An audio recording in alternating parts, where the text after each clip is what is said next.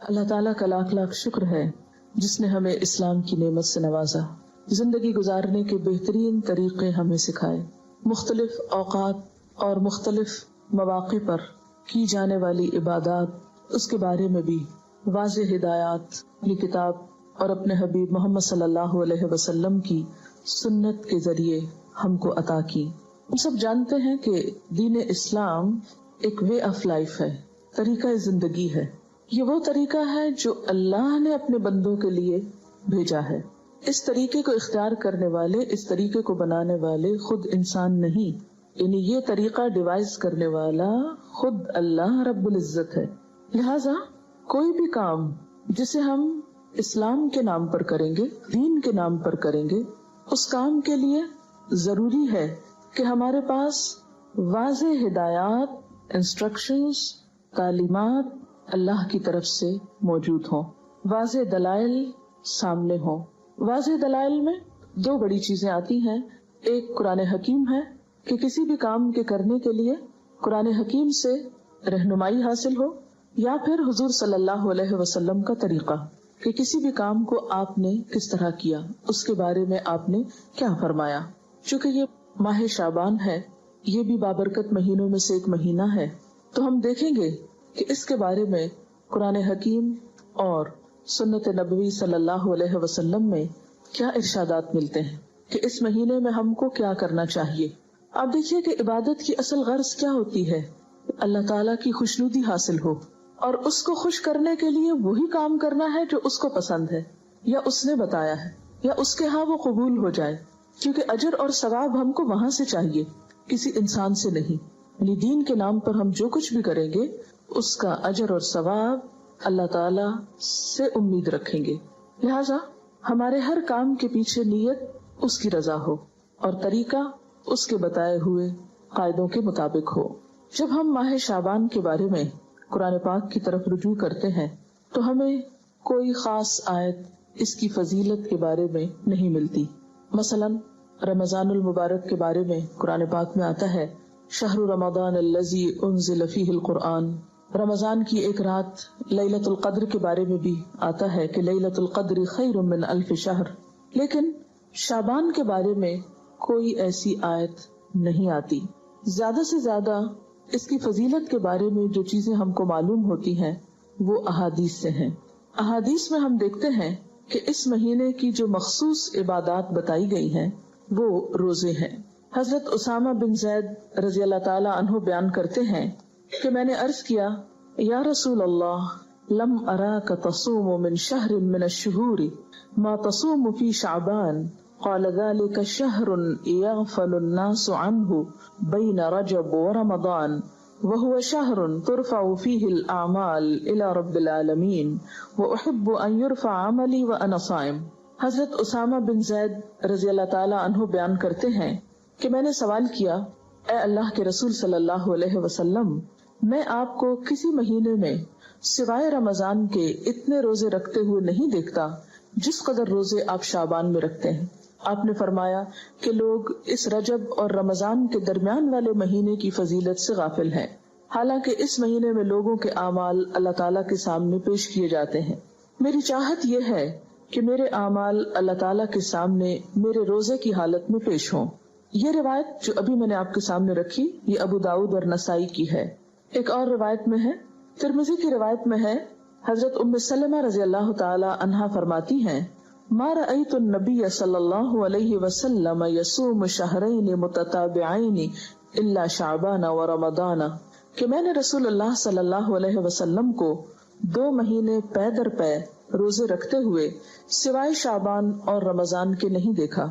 حضرت انس رضی اللہ تعالی عنہ بیان کرتے ہیں کہ رسول اللہ صلی اللہ علیہ وسلم سے یہ دریافت کیا گیا کہ ای الصوم افضل بعد رمضان، قال شعبان لتعظیم رمضان، قال فأی الصدقۃ افضل، قال صدقۃ فی رمضان۔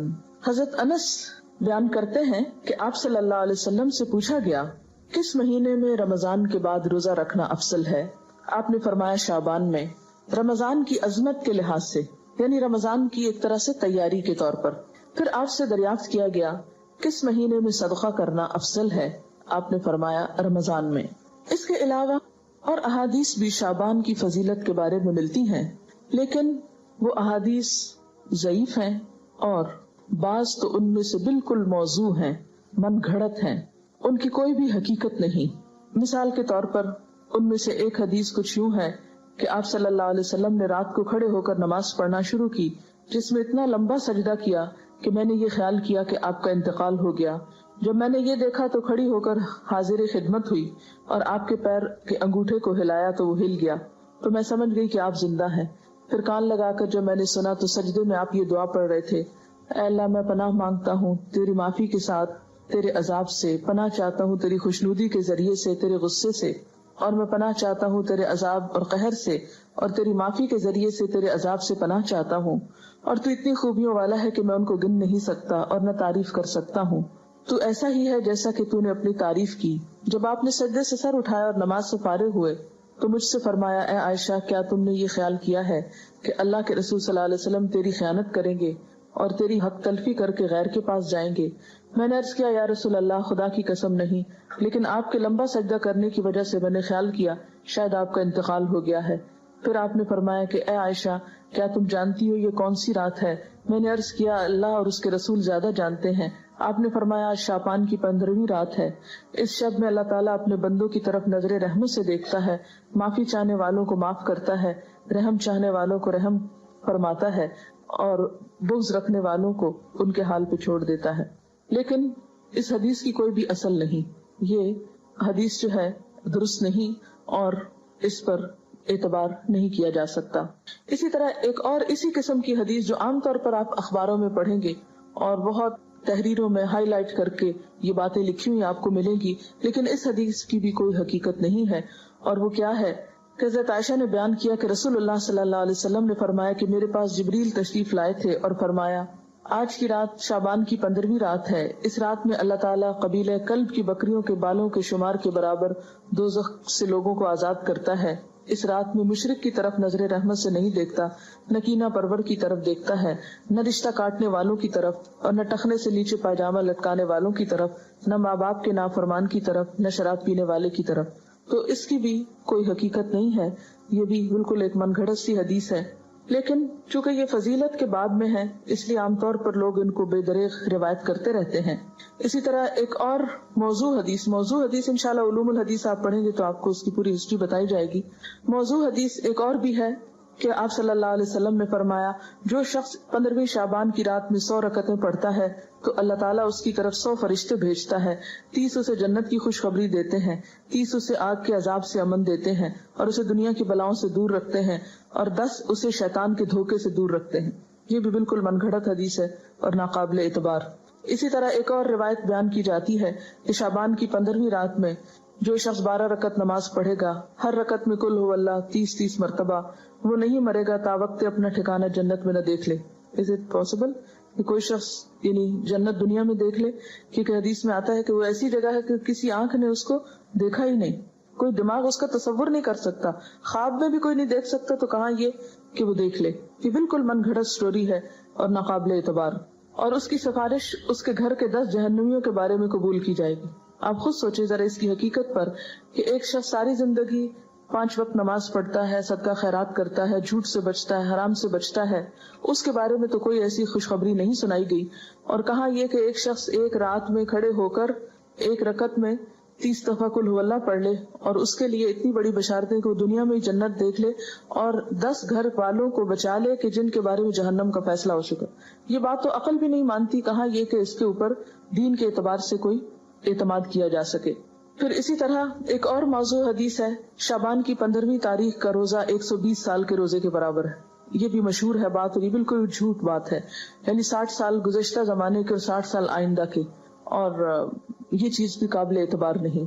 تو جو صحیح روایات سے ہم کو پتہ چلتا ہے شعبان کے بارے میں وہ کیا ہے کہ اس مہینے میں روزوں کی فضیلت ہے، یعنی ایک برکت والا مہینہ ہے، رمضان کی ابتدا ہے، رمضان کی تیاری ہے، اور کثرت سے نفلی روزے رکھنے چاہیے۔ ہاں 15 شعبان کے بعد نفلی روزوں سے بھی روکا گیا ہے تاکہ رمضان کے لیے کمزوری نہ ہو اور رمضان کے روزے چھوٹنے کا اندیشہ نہ ہو۔ ایک آیت جو عام طور پر اس رات کے بارے میں قرآن پاک سے کوٹ کی جاتی ہے وہ سورۃ الدخان کی یہ آیت ہے، انا انزلناہ فی لیلۃ مبارکۃ انا کنا منذرین فیہا یفرق کل امر حکیم امرا من عندنا انا کنا مرسلین رحمتا من ربک انہ هو السمیع العلیم۔ ترجمہ ہے اس کا، بے شک ہم نے اسے برکت والی رات میں اتارا ہے، بے شک ہم خبردار کرنے والے ہیں، اس میں بانٹا جاتا ہے ہر حکمت والا کام ہمارے پاس کے حکم سے، بے شک ہم بھیجنے والے ہیں تمہارے رب کی طرف سے رحمت، بے شک وہی سنتا جانتا ہے۔ یہ آیات مکہ معظمہ میں نازل ہوئی، واقع معراج سے قبل نازل ہوئی۔ اس وقت 5 وقت نماز بھی فرض نہیں ہوئی تھی، روزے ویسے ہی 2 ہجری میں فرض ہوئے، اور مکہ میں بقی نام کا کوئی قبرستان تک نہ تھا، لہذا جو یہ بات مشہور کی گئی کہ اس رات میں فیصلے ہوتے ہیں، اور حضور صلی اللہ علیہ وسلم سے وہ ایک بہت بڑی روایت منسوب ہے کہ آپ صلی اللہ علیہ وسلم بقی والوں کے پاس رات کے وقت گئے اور وہاں پر آپ نے ان کے لیے دعائے مغفرت کی، تو اس کی کوئی بھی حقیقت نہیں ہے۔ بات یہ ہے کہ یہ آیت کیا بتاتی ہے، اس کی وضاحت دیکھیے، اس میں کیا لکھا ہے۔ پہلے یہ بتا دوں کہ اس آیت کے بارے میں لوگوں نے یہ مشہور کر رکھا ہے کہ یہ 15 شعبان کے بارے میں ہے۔ یعنی سورۃ دخان کی یہ آیتیں عام طور پر آپ دیکھیں گے کہ ٹیلی ویژن میں 15ویں شب کو مختلف پروگرامز کے شروع میں کوٹ کی جاتی ہیں، پڑھی جاتی ہیں، اور لوگوں کو اس آیت کے ریفرنس سے یہ بتایا جاتا ہے کہ یہ 15 شعبان ہے۔ حالانکہ اس آیت کا نزول کب ہوا؟ مکہ میں ہوا، اور مکہ میں معراج سے قبل۔ اور پھر اس آیت میں جو بات پتہ چلتی ہے وہ کیا کہ اس مبارک رات میں قرآن پاک نازل کیا گیا، انا انزلناہ فی لیلۃ مبارکۃ۔ قرآن پاک ہی کی ایک اور آیت سے کیا پتہ چلتا ہے کہ قرآن پاک کب نازل ہوا؟ آپ بتائیے۔ رمضان میں نازل ہوا۔ سورۃ البقرہ کی آیت شہر رمضان الذی انزل فیہ القرآن، کہ رمضان وہ مہینہ ہے جس میں قرآن پاک نازل کیا گیا۔ پھر وہ رات شعبان میں کیسے آ گئی؟ پھر دوسری بات یہ ہے کہ سورۃ القدر کے شروع میں کیا آتا ہے؟ انا انزلناہ فی لیلۃ القدر، اور لیلۃ القدر کون سی ہے؟ وما ادراک ما لیلۃ القدر، لیلۃ القدر خیر من الف شہر تنزل الملائکۃ والروح فیہا باذن ربہم من کل امر سلام ہی حتی مطلع الفجر۔ ہمیشہ سے آپ کو معلوم ہے کہ اس سورت کی جو تفسیر کی جاتی ہے وہ کیا ہے کہ یہ کس رات کے بارے میں بات ہے؟ لیلۃ القدر کے بارے میں۔ اور لیلۃ القدر کیا شعبان میں ہوتی ہے یا رمضان میں؟ رمضان میں۔ اور رمضان کی کون سی رات ہوتی ہے؟ اس کے بارے میں تاکید سے نہیں بتایا گیا کہ کون سی رات، ہاں آخری عشرے کی رات ہے۔ اور اس کی تفصیل کہاں سے پتہ چلتی ہے؟ حدیث پاک میں ہے کہ ایک مرتبہ آپ صلی اللہ علیہ وسلم گھر سے باہر تشریف لائے، دیکھا کہ 2 شخص باہم جھگڑ رہے تھے، آپ نے ان کی صلح فرمائی، پھر فرمایا کہ میں تمہیں ایک خیر کی بات بتانے نکلا تھا مگر تم جھگڑ رہے تھے، اس لیے میں وہ بات بتانا بھول گیا، صرف اتنا یاد ہے کہ وہ بات یہ تھی کہ وہ رات کب ہے، یعنی میں یہ بتانے کو آ رہا تھا کہ لیلۃ القدر کب ہے، لیکن تمہارے جھگڑے کی وجہ سے وہ مجھ کو بھول گئی، اب مجھے یاد نہیں، بس اتنا یاد رہ گیا کہ وہ برکت والی رات رمضان المبارک کی آخری 5 طاق راتوں میں سے ایک تھی، اب تم اس کو 21، 23، 25، 27 اور 29ویں راتوں میں تلاش کرو۔ یہ بخاری کی روایت ہے۔ آپ صلی اللہ علیہ وسلم اس رات کو پانے کے لیے رمضان کے آخری عشرے کا اعتکاف فرمایا کرتے تھے، یہ بھی بخاری کی روایت ہے۔ تو اس سے کیا پتہ چلتا ہے کہ لیلۃ القدر، قدر سے مراد کیا ہے؟ ایک تو قدر و قیمت کے معنی میں آتا ہے، دوسرا قدر سے مراد تقدیر بھی ہے کہ تقدیر کے فیصلے اس رات میں ہوتے ہیں، نہ کہ 15 شعبان کی رات کو۔ اور پھر آپ دیکھیں کہ اس میں ان آیتوں میں جو میں نے آپ کے سامنے سورۃ الدخان کی پڑھی ہیں، ان میں آتا ہے فیہا یفرق کل امر حکیم۔ فیہا سے مراد کیا ہے؟ اس رات میں یفرق تقسیم کیے جاتے ہیں، کل امر سب کام، حکیم حکمت والے، یعنی ہر قسم کے فیصلے اس رات میں فرشتوں کے حوالے کیے جاتے ہیں، ان کو دے دیے جاتے ہیں۔ تو اس سے بھی کیا پتہ چلتا ہے کہ سورۃ الدخان کی یہ آیت 15 شعبان کے بارے میں نہیں ہے بلکہ لیلۃ القدر کے بارے میں ہے، جس میں قرآن پاک بھی نازل ہوا اور جس میں لوگوں کی قسمتوں کے بھی فیصلے کیے جاتے ہیں۔ پھر اسی طرح یہ بات ہے کہ عام طور پر یہ کہا جاتا ہے یعنی شعبان کے مہینے میں جو مختلف کام ہوتے ہیں ان کی تھوڑی سی حقیقت بتانا چاہوں گی کہ ہمارے ہاں جو چیزیں مشہور ہیں ان کی اصل کیا ہے. پہلی بات تو یہ کہ شعبان بابرکت مہینہ ہے، لیکن اس کی واحد برکت کیا ہے؟ روزے رکھے جائیں، اعمال اللہ کے ہاں پیش ہوتے ہیں. اور آپ صلی اللہ علیہ وسلم نے کیا فرمایا کہ میں یہ چاہتا ہوں کہ میرا عمل اس وقت اللہ کے ہاں پیش ہو جب میں روزے سے ہوں. اس سے زیادہ کوئی چیز کسی اوتھینٹک ذریعے سے ہم کو نہیں ملتی کہ کسی اور عمل کی بھی ضرورت ہے.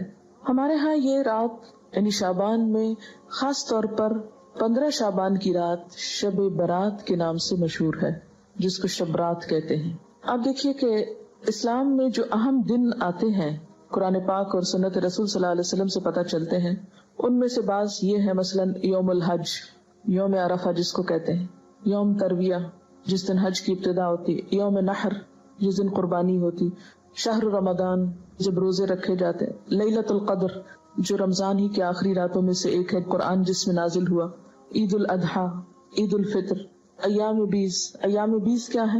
ہر مہینے کے 13، 14 اور 15، یعنی ایک 14ویں سے پہلے کی رات اور ایک 14ویں کے بعد کی رات. ان کے جو دن ہیں یعنی 13 کا دن، پھر 14 کا دن اور 15 کا دن، ان دنوں میں روزہ رکھنا جو ہے وہ مسنون ہے. یعنی ہر مہینے جو شخص روزے رکھنا چاہے وہ ان 3 دنوں میں رکھے. ان کو ایام 20 اس لیے کہتے ہیں کہ ان کی راتیں بھی روشن ہوتی ہیں. پھر اسی طرح یوم الجمعہ اس کی فضیلت آئی ہے، سورۃ الجمعہ بھی ہے. اسی طرح ایام تشریق ہیں، یا کچھ اور دن بھی ہو سکتے ہیں جن کا براہ راست ذکر جو ہے وہ قرآن پاک میں نہیں آیا. لیکن شب برات کا نام نہ کہیں قرآن میں آیا ہے اور نہ کہیں حدیث میں آیا ہے. شب برات نہ قرآن میں نہ حدیث میں. اس کی ایک وجہ تو یہ بھی ہو سکتی ہے کہ اس کا یہ جو لفظ ہے شب، یہ عربی کا لفظ ہی نہیں ہے. یہ کس کا لفظ ہے؟ فارسی کا لفظ ہے. اور اگر اس کے آگے رات لگاتے ہیں شب رات، تو رات بھی عربی کا لفظ نہیں. اور اگر آپ اس کے آگے برات لگاتے ہیں شب برات، تو برات بھی عربی کا لفظ نہیں. یہ شاید سنسکرت کا لفظ ہے جو شادی میں برات آتی ہے. بعض لوگ یہ کہتے ہیں کہ اس کا نام شب براءت ہے. براءت کہتے ہیں بیزاری کو، جیسے سورۃ توبہ کے شروع میں آپ نے پڑھا براءۃ من اللہ ورسولہ. سورۃ توبہ کی ابتدا اسی سے ہوتی ہے. تو براءت کا لفظی معنی کیا ہوتا ہے؟ بیزاری. تو اس رات میں کس سے بیزاری اگر شب براءت کہتے ہیں، حالانکہ براءت کوئی نہیں بولتا. تو یہ اپنی ترکیب کے اعتبار سے بھی کوئی اسلامی ترکیب نہیں ہے، اور نہ ہی کوئی اسلامی اعتبار سے اس کی کوئی فضیلت یا اہمیت یا حقیقت بنتی ہے. شب برات جو ہے یا شب رات جو ہے ہمارے ہاں عام طور پر باقاعدہ جشن کی شکل میں منائی جاتی ہے.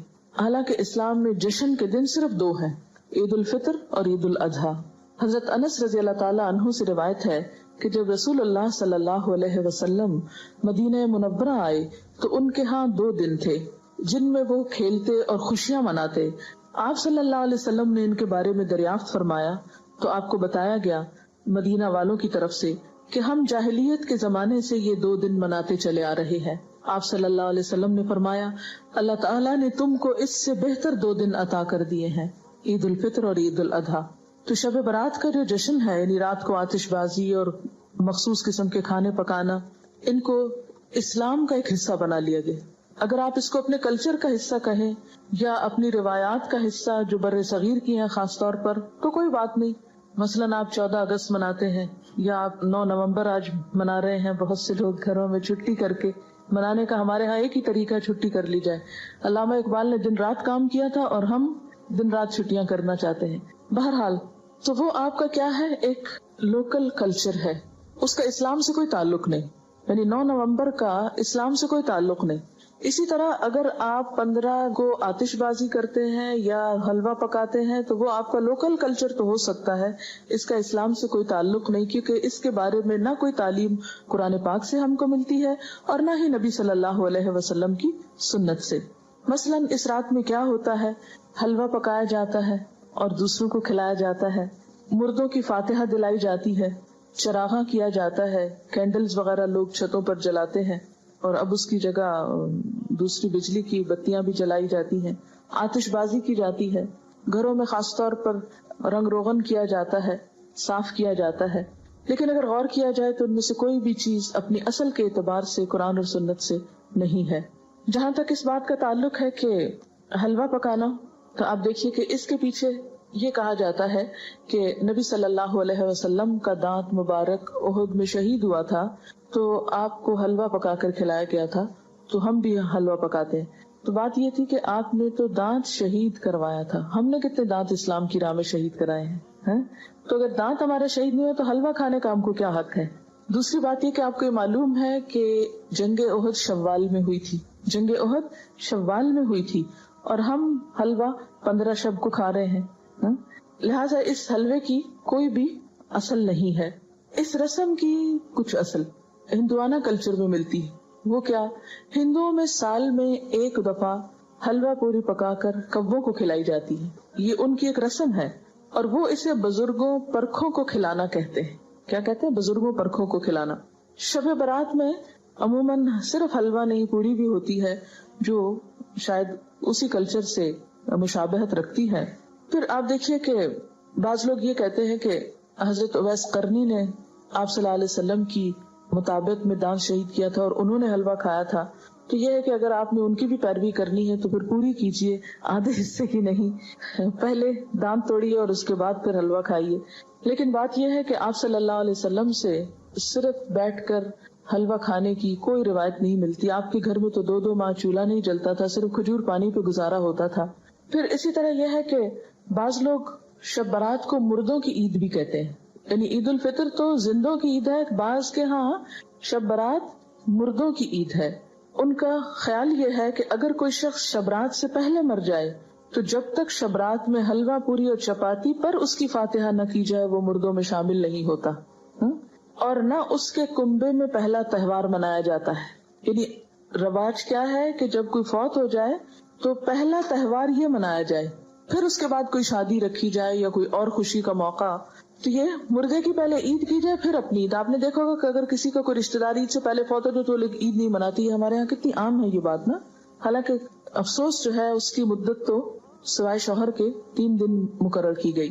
پھر اسی طرح یہ ہے کہ ان کے ہاں، ہندوؤں کے ہاں، اگر کوئی فوت ہو جائے تو یہ پرکھوں کو کھلانے والے واقعے سے پہلے نہ کوئی شادی بیاہ رکھتے ہیں اور نہ ہی کوئی اور خوشی کا موقع۔ اور اسی طرح یہ ہے کہ اگر کوئی شخص یہ نہ کرے تو اس کو اپنی برادری سے نکال دیتے ہیں، یہ بھی ہندوؤں کے ہاں ہے۔ جب تک وہ برادری والوں کو روٹی نہ کھلائے یا یہ حلوہ پوری نہ کھلائے اس وقت تک اسے برادری میں شامل نہیں کرتے، کیونکہ ان کے ہاں ذات پات اور برادری سسٹم بہت اسٹرانگ ہے۔ تو انہی کے اس کلچر سے متاثر ہو کر ہمارے ہاں بھی مردوں کی عید کے نام سے شب رات کو حلوہ پوری پر فاتحہ جو ہے ان کے لیے دی جانے لگی۔ ان کے ہاں یہ بھی خیال کیا جاتا ہے کہ جب تک یہ رسم ادا نہ ہو انسان مردوں میں شریک نہیں ہوتا، وہ معلق رہتا ہے۔ اب آپ دیکھیں کہ جو لوگ یہ رسم نہیں کرتے ان کے تو سب مرنے والے اب تک لٹک رہے ہیں کہیں، اور وہ مردوں میں شریک نہیں ہوئے۔ یہ کتنی نانسنس قسم کی بات ہے، کیا کوئی دین اس قسم کی تعلیمات دے سکتا ہے؟ اسی طرح بعض لوگوں کے ہاں یہ رواج بھی ہے کہ وہ گھروں کی صفائی کر کے ایک مخصوص جگہ پر حلوہ چپاتی رکھتے ہیں، اور موسمی پھل بھی اور مٹھائیاں بھی اور کھانے پینے کی چیزیں بھی، اور وہ کہتے ہیں کہ یہ مرنے والے کے لیے ہے، اور ہر وہ چیز رکھی جاتی ہے جو مرنے والے کو پسند ہوتی ہے۔ اور بعض اوقات لوبان اور اگربتی وغیرہ جلا کر بھی اس کو مزید بارونق کیا جاتا ہے۔ اور بعض لوگوں نے یہ بھی تصور قائم کر رکھا ہے کہ میت کی روح 40 دن تک گھر پر آتی رہتی ہے، اور خصوصاً شبرات کو بھی آتی ہے، یعنی 40 دن تک آنے کے علاوہ شبرات کو بھی آتی ہے۔ تو اس کا کوئی ثبوت نہ قرآن پاک سے ہم کو ملتا ہے اور نہ ہی حدیث سے ملتا ہے۔ ابھی ریسنٹلی آپ نے سورۃ المومنون پڑھی، اس میں آپ نے برزخ کے بارے میں پڑھا، وَمِن وَرَائِهِمْ بَرْزَخٌ إِلَىٰ يَوْمِ يُبْعَثُونَ، کہ مرنے والا جب مر جاتا ہے تو ان کے پیچھے کیا ہے؟ برزخ، پردہ آ گیا۔ کب تک؟ إِلَىٰ يَوْمِ يُبْعَثُونَ، کہاں اب ان کا آپ کے گھروں میں آنا اور آ کر کھانے پینے کی چیزیں دیکھ کر ترسنا، کیونکہ اب وہ خود تو کھا نہیں سکتے۔ یعنی یہ کتنے افسوس کی بات ہے کہ ایک روح آ رہی ہے اور آپ اس کے لیے کھانے پینے کی چیزیں رکھ رہے ہیں جو وہ کھا بھی نہیں سکتی۔ تو دین میں اس قسم کے کوئی عمل نہیں ہے کہ جو عقل سے مطابقت نہ رکھتے ہوں۔ جی، یہ پوچھ رہی ہیں کہ وہ سب پھر کھاتا کون ہے؟ اگر سمجھ بھی لیا جائے کہ وہ سپوز کہ وہ آتے ہیں تو آ کے دیکھ کے چلے جاتے ہیں اور پھر ہم خود بیٹھ کے کھا لیتے ہیں، یا اوروں کو کھلا دیتے ہیں. یہ کس قدر شرمناک بات ہے کہ مہمان نے تو کچھ کھایا نہیں اور اپنی موج کر لی ہم نے. اور بعض لوگ اس کی دلیل جو روحوں کے آنے کی کہتے ہیں کہ قرآن پاک میں بھی روح کا لفظ آیا ہے، اور حالانکہ آپ جتنی آیتیں بھی اس ضمن میں پڑھ چکے ہیں وہ حضرت جبریل علیہ السلام کے بارے میں ہے یا وحی کے بارے میں ہے. اور بعض لوگوں کا خیال یہ ہے کہ اگر شب رات کو یہ فاتحہ نہ دلائی جائے تو مردے غمگین واپس جاتے ہیں، اور اگر فاتحہ دلائی جائے تو مردے خوش خوش واپس جاتے ہیں. یہ ہندوانہ سوچ ہے، کیونکہ ہندوؤں کے ہاں روحیں بھٹکتی پھرتی ہیں. انشاءاللہ آپ کو لیٹر آن یہ 3 بڑے مذاہب جو بر صغیر سے متعلق ہیں، ہندوازم اور بدھزم اور سکھوں کے بارے میں انشاءاللہ کچھ لیکچرز دلوائے جائیں گے. یہ ہم آخر میں بالکل کرتے ہیں، اور اس وقت جب آپ قرآن پاک تقریباً پڑھ چکے ہو، تاکہ آپ جب وہ سنیں تو قرآن کو کمپیئر کر سکیں کہ ان باتوں کی تردید قرآن میں کس کس طریقے سے ہوتی ہے. پھر آپ کے اپنے اندر بھی ایک میزان پیدا ہو جاتا ہے نا. اگر ہم ابھی آپ کو سنا دیں تو شاید آپ کو وہ ایک معلومات سے زیادہ کوئی چیز نہ لگے. تو ہندوؤں کے ہاں یہ سمجھا جاتا ہے کہ روحیں بھٹکتی پھرتی ہیں، اور ان کے خیال میں تو بعض اوقات وہ دشمنوں سے انتقام بھی لیتی ہیں، لیکن قرآن پاک سے اور حضور صلی اللہ علیہ وسلم کی سنت سے کہیں ثابت نہیں.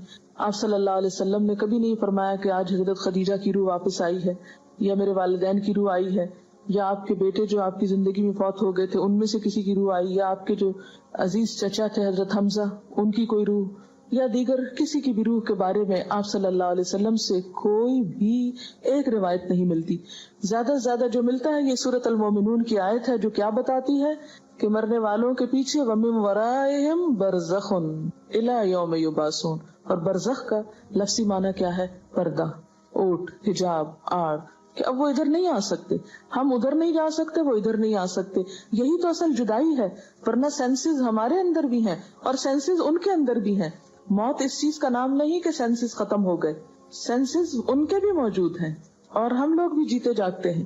موت آپ یوں سمجھ سکتے ہیں کہ جیسے ایک یہ کمرہ ہے، اس وقت ہم یہاں بیٹھے، اور ایک ساتھ والا کمرہ ہے، اور ان دونوں کے بیچ میں ایک دیوار ہے.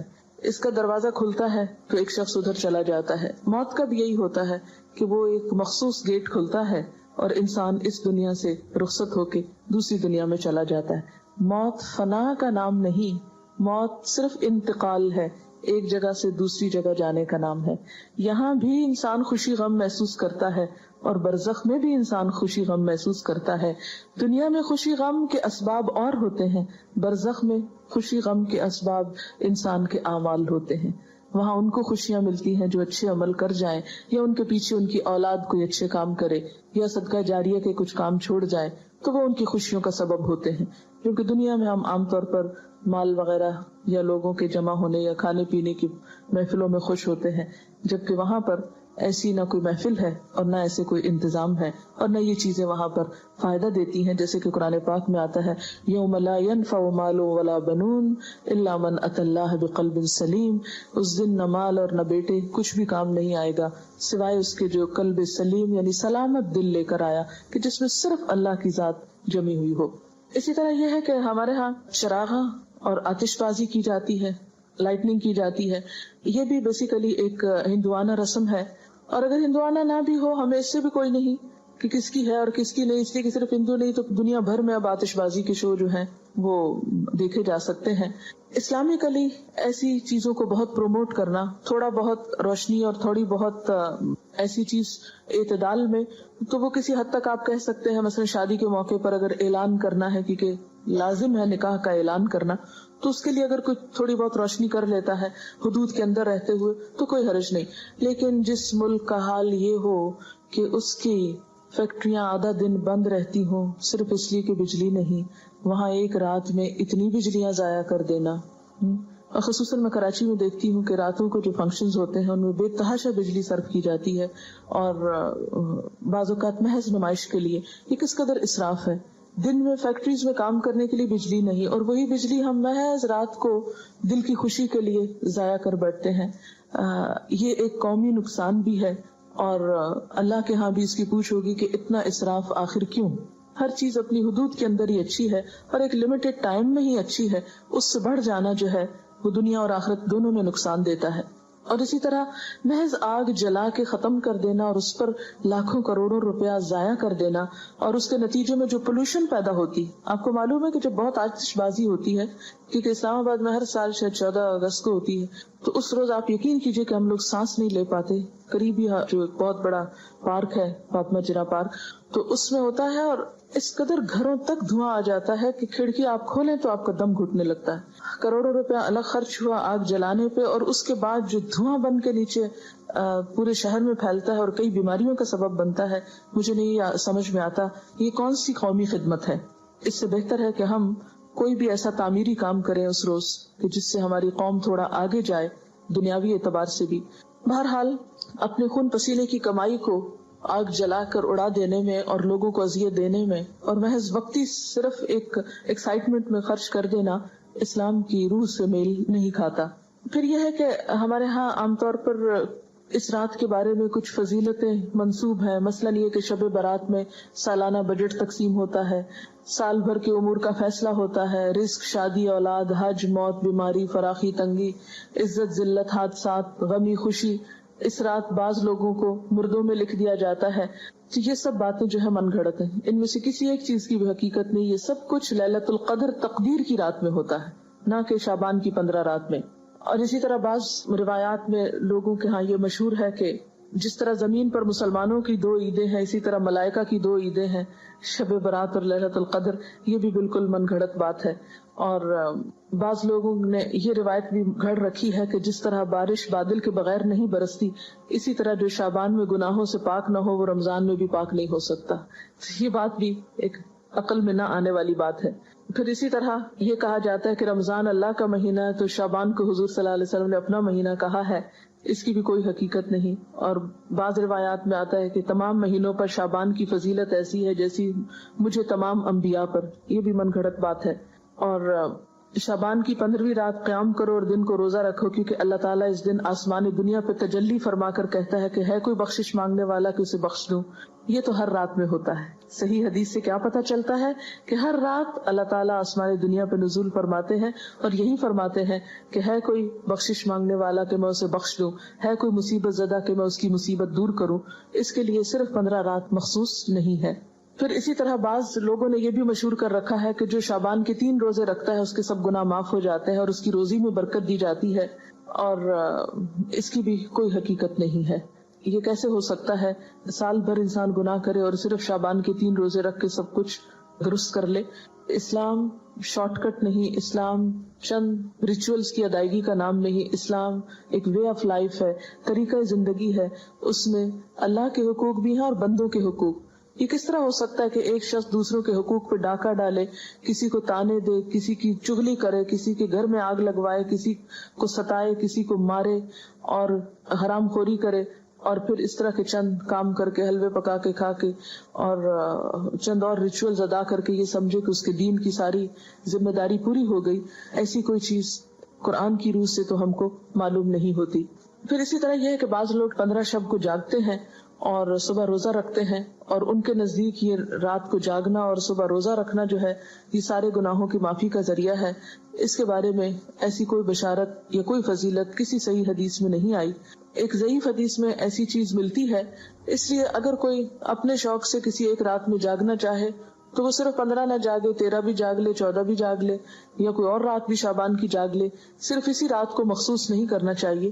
عام طور پر لوگ یہ کہتے ہیں کہ کیا فرق پڑتا ہے، کوئی نیکی کرتا ہے تو کرتا رہے، تو ٹھیک ہے وہ ان کی مرضی. لیکن اگر کوئی یہ سمجھے کہ اس نیکی سے میرے سارے گناہ معاف ہو جائیں گے یا میرے اگلے پچھلے گناہوں کی صفائی ہو جائے گی، تو ایسی کوئی توقع نہیں رکھنی چاہیے. وہ تو یہ بھی ہو سکتا ہے کہ آپ کسی بھی وقت اللہ سے رو کر دعا مانگے تو ہو سکتا ہے پچھلے سارے گناہ معاف ہو جائیں. لیکن اس رات کے بارے میں ایسی کوئی صحیح حدیث جو ہے وہ نہیں ملتی. آپ دیکھیے کہ یہ سب چیزیں بیان کرنے کا مقصد کیا ہے. مقصد یہ نہیں ہے کہ لوگوں کو ایک نیکی سے ہٹایا جائے. مقصد یہ ہے کہ لوگوں کو خود ساختہ بوجھ سے نکالا جائے. جب ہم دین میں کوئی چیز خود ایجاد کرتے ہیں، خود اس کی فضیلت بنا لیتے ہیں، اس کی پابندی کرتے ہیں، تو بسا اوقات ہم اپنے اوپر ناروا بوجھ ڈال لیتے ہیں. یہود و نصارہ کے ہاں اپنے روحانی تزکیے کے لیے کچھ عبادات انہوں نے خود سے خود گھڑ لی تھی جو اللہ کی طرف سے ان پر عائد نہیں تھی. آہستہ آہستہ کیا ہوا، وہ اصل عبادات سے بالکل دور چلے گئے اور خود ساختہ عبادات اپنی گردن پر لاد لی، اور نتیجہ کیا ہوا کہ وہ ایک وقت آیا کہ وہ بالکل دین سے بیگانہ ہو گئے۔ آج ہمارے معاشرے میں بھی ہم دیکھتے ہیں کہ جو اصل دین ہے اس سے ہم کوسوں دور ہیں، جو کرنے کے کام ہیں وہ ہم کرتے نہیں، اور جو نہیں کرنے کے کام ان کو ہم بہت پابندی سے کرنا شروع ہو گئے ہیں۔ اس کا نتیجہ کیا نکلا ہے کہ ہم ایسے بوجھ تلے دب گئے ہیں کہ جس نے ہم سے ہمارے فرائض بھی بعض اوقات چھڑا دیے۔ نبی صلی اللہ علیہ وسلم کے آنے کی غرض جو قرآن پاک میں بتائی گئی ہے سورۃ الاعراف میں، وہ کیا ہے؟ وَيَحِلُّ لَهُمُ الطَّيِّبَاتُ وَيُحَرِّمُ عَلَيْهِمُ الْخَبَائِثَ وَيَدَعُ عَنْهُمْ إِصْرَهُمْ وَالْأَغْلَالَ الَّتِي كَانَتْ عَلَيْهِمْ، اور پاکیزہ چیزوں کو وہ ان کے لیے حلال بتاتے ہیں اور گندی چیزوں کو ان پر حرام فرماتے ہیں، اور ان لوگوں پر جو بوجھ اور طوق یعنی پچھلی شریعتوں نے ڈال دیے تھے ان کو دور کرتے ہیں۔ تو نبی صلی اللہ علیہ وسلم نے پچھلی شریعتوں کی سب من گھڑت عبادات کو ختم کر دیا اور صاف ستھرا قابل عمل دین ہمارے لیے چھوڑا، کہ جس میں دن میں 5 نمازیں فرض ہیں تو سال میں ایک رمضان کے روزے فرض ہیں، اور ایک مرتبہ صاحب حیثیت لوگوں پر زکوٰۃ فرض ہے سال میں، اور زندگی میں ایک مرتبہ حج فرض ہے صاحب استطاعت لوگوں پر۔ اس کے علاوہ کچھ چیزیں سنت کے درجے میں، کچھ نوافل کے، کچھ مستحب کے درجے میں ہیں کہ کر لو تو بہت اچھا، نہیں کر سکتے تو پوچھ نہیں، اور کبیرہ گناہوں سے بچنے پر زور ہے۔ پھر صغیرہ گناہوں کو بھی ڈسکریج کیا گیا، بہت زیادہ ریچولز میں لوگوں کو نہیں الجھایا گیا، بہت زیادہ پابندیاں ان پہ نہیں لگائی گئیں۔ لیکن جو ہی ہم دین کا نام لیتے ہیں تو ہمارے سامنے کرو اور نہ کرو کچھ ایسی چیزیں آ جاتی ہیں کہ جو عموماً پریشان کر دیتی ہیں۔ اسی طرح ایک اور چیز بھی ہمارے ہاں مشہور ہے، اور وہ سلامی روزہ ہے جو شعبان کے مہینے میں رکھا جاتا ہے۔ شعبان کے آخری دن استقبال رمضان کے لیے بعض لوگ روزہ رکھتے ہیں جس کو سلامی روزہ بولتے ہیں، اور سلامی اس کو کیوں کہتے ہیں کہ رمضان کو سلام کر رہے ہیں۔ یہ نہ تو حضور صلی اللہ علیہ وسلم نے خود رکھا، نہ کسی کو رکھنے کی اجازت دی۔ آپ کا حکم کیا ہے کہ نصف شعبان کے بعد نفلی روزے مت رکھو۔ ہاں اگر کسی کا فرض رہتا ہے قضا تو وہ رکھ لے، نفلی روزے رکھنے سے نصف کے بعد منع کیا۔ اس کی وجہ کیا ہے کہ نصف کے بعد رمضان کی تیاری مقصود ہے، کیونکہ روزے سے بہرحال کمزوری تو ہوتی ہے، تھک جاتا ہے انسان۔ ایسا نہ ہو کہ شعبان میں نفلی رکھ رکھ کے اتنا تھک جائے کہ جب فرض کی ادائیگی کا وقت آئے تو بیمار پڑ جائے۔ پھر اسی طرح بہت سی چیزیں صرف سنی سنائی ہیں اور آگے بیان ہوتی رہتی ہیں، اور اس کے بارے میں آپ جانتے ہیں کہ آپ صلی اللہ علیہ وسلم نے فرمایا کہ کسی شخص کے جھوٹا ہونے کے لیے اتنا ہی کافی ہے کہ وہ ہر سنی سنائی بات کو آگے بیان کرنا شروع کر دے۔ تو ہمیں کوئی بھی بات کسی کو بھی آگے بتانے سے پہلے ضروری ہے کہ اس کی تصدیق اور تحقیق ہو جائے، تاکہ خدا کے ہاں ہم جواب دہ نہ ہو۔ اور آپ نے وہ حدیث بھی پڑھ رکھی ہے کہ آپ صلی اللہ علیہ وسلم نے فرمایا، من کذب علی متعمدا فلیتبوأ مقعدہ من النار، جس نے جان بوجھ کر مجھ پہ جھوٹ گھڑا اس کو چاہیے کہ اپنا ٹھکانہ جہنم میں بنا لے۔ اسی طرح ایک بہت مشہور بات جو شبرات سے منسلک ہے وہ آپ صلی اللہ علیہ وسلم کی جنت البقیع میں حاضری ہے۔ حضرت عائشہ فرماتی ہے کہ اللہ کے رسول صلی اللہ علیہ وسلم جب میری باری کے دن میرے گھر تشریف لاتے تو جنت البقیع ضرور جاتے۔ ایک دن میں نے ان کا پیچھا کیا، آپ قبرستان تشریف لے گئے اور مردوں کے لیے استغفار کرتے رہے۔ آپ کا معمول تھا کہ ہفتہ عشرہ میں قبرستان جایا کرتے تھے، لیکن 15ویں شعبان کو خاص طور پر قبرستان جانا آپ سے کہیں بھی ثابت نہیں، یعنی یہ آپ روٹین میں جاتے تھے، مخصوص یعنی خاص طور پر 15ویں شعبان کے لیے بات نہیں آتی۔ جن روایات میں ہے وہ ضعیف ہے یا موضوع روایات ہیں۔ اس لیے ہمارے ہاں جو عام طور پر رواج ہے کہ 15ویں شعبان کو لوگ رات کے وقت بعض اوقات قبرستان جاتے ہیں، وہ قبروں پہ چراغاں کرتے ہیں یا خاص قسم کے عمل کرتے ہیں، تو ایسی کوئی چیز جو ہے نبی صلی اللہ علیہ وسلم کی سنت سے ثابت نہیں۔ جو ثابت ہے وہ کیا ہے کہ گاہے بگاہے آپ جاتے تھے، خصوصاً مرد حضرات کو جانا چاہیے۔ آپ صلی اللہ علیہ وسلم نے قبرستان جانے کے لیے کیا فرمایا ہے کہ کنت نہیتکم عن زیارت القبور فزوروها فإنها تزہد الدنیا وتذکر الآخرہ، میں تم کو پہلے قبروں کی زیارت سے منع کیا کرتا تھا، لیکن اب تم جایا کرو، کیونکہ وہ دنیا سے بے رغبتی اور آخرت سے بارغبت کرتی ہے، یعنی آخرت کو یاد دلاتی ہے اور دنیا سے بے رغبت کرتی۔ لیکن ہمارے ہاں عام طور پر تو لوگ قبرستان کے پاس سے گزرتے ہوئے بھی اپنے شغل میلوں میں مشغول رہتے ہیں اور قبر والوں کو بھول جاتے ہیں، کوئی ان کو سلام نہیں کرتے، نہ ان کو دعا دیتے ہیں۔ اور اسی طرح وہاں کبھی عبرت کی نظر سے کتنے لوگ ہیں، آپ سب جا کے اپنے گھر والوں سے پوچھئے کہ کتنے لوگوں نے اس حدیث پر عمل کیا ہے کہ نبی صلی اللہ علیہ وسلم نے جو فرمایا ہے کہ قبروں کی زیارت کیا کرو کیونکہ وہ دنیا سے بے رغبت کرتی ہیں اور آخرت کی یاد دلاتی ہیں. ہم میں سے کتنوں کے باپ بھائی بیٹے صرف اس غرض سے کبھی قبرستان گئے ہوں کہ جا کے اپنی موت کو یاد کر کے آئیں, نہ ہونے کے برابر. لیکن جو چیز اللہ کے رسول صلی اللہ علیہ وسلم نے نہیں کی وہ ہم سب شوق سے کرتے ہیں, اور اس میں پھر ایک میلے کا سما بھی پیدا کر لیتے ہیں. تو بات یہ ہے کہ ہمیں ان طریقوں کو عام کرنے کی ضرورت ہے جن کے بارے میں ہم سے پوچھا جائے گا اور قیامت کے دن ہم سے حساب لیا جائے گا, اور ان چیزوں سے بچنے کی ضرورت ہے کہ جن کے بارے میں ہمیں کہا نہیں گیا اور ہم نے خود ساختہ طور پر دین میں ان کو شریک کر لیا. آپ دیکھیے کہ جیسے کہ پہلے شروع میں نے عرض کیا کہ اس رات کے بارے میں جو سورۃ الدخان کی آیت کوٹ کی جاتی ہے, کہ یاد رہے کہ سورۃ الدخان مکہ میں نازل ہوئی, اور شعبان کے لیے جنت البقیع جانے کی روایت مدینہ سے تعلق رکھتی ہے. یہ کس طرح ہو سکتا ہے کہ ایک کام مکہ ہوا اور دوسرا مدینہ ہوا؟